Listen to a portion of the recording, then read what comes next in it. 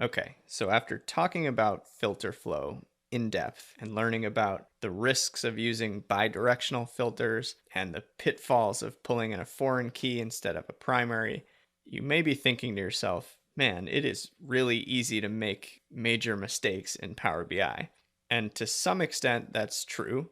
Without having a good fundamental knowledge of how data models and filters actually work, it certainly can be easy to make this type of mistake. But the good news is that Power BI gives us tools to help prevent this type of thing from happening. For example, hiding fields from report view. Now, in either your data view or your relationships view, you'll have this option called hide in report view. And you can simply right click on either a column, a field, a measure, or an entire table and choose this hide in report view option.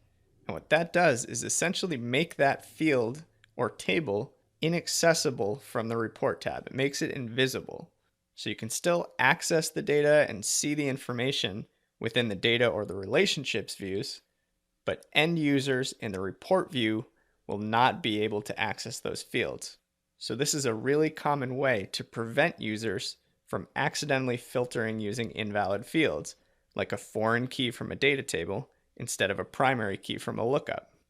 So pro tip here, my recommendation in general is to hide the foreign key columns in your data tables, which will force users to filter using the primary keys from the lookups, since that's the only option they have left. So let's go ahead back to our AdventureWorks demo and work on foolproofing this model. All right, so we're back in our AdventureWorks report. We're in the relationships view looking at our model, and I want to show you how to hide some of these fields. First of all, you can select an entire table, right-click the header, and hide a whole table from report view, which will essentially gray it out. But we don't want to do that in this case. We need information from all of our tables, including the values or quantities from returns and sales, at least for now.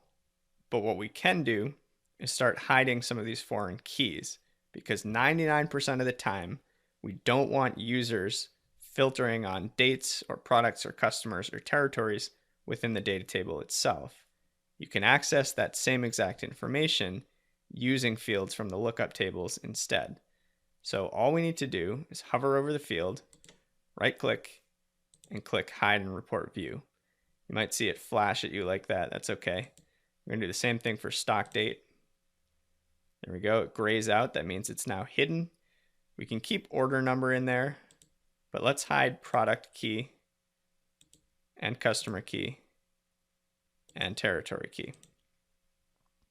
There we go. So all 5 of those foreign keys, the one that connects to customer, the 2 dates that connect to calendar, and the connections to territory and product are now hidden. And we'll do the same thing for returns, return date, territory key, and product key. So we haven't lost anything. You can easily right click and re-enable any of these fields. And also note that we could have done the same thing in the data tab as well. You'll see we're in our sales data now. Those columns that we did hide are now grayed out. You could also select or right click the column header and choose the hide and report view option there as well. Just 2 ways to do the exact same thing. So now here's the real impact. If we go to the report view, here in my fields list, you'll note that my returns table only has that one lonely field, and my sales table has been chopped down to just these 3.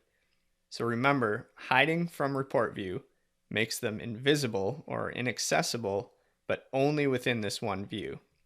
So there you have it. That's a great way to foolproof your data model and your Power BI reports by hiding fields from report view.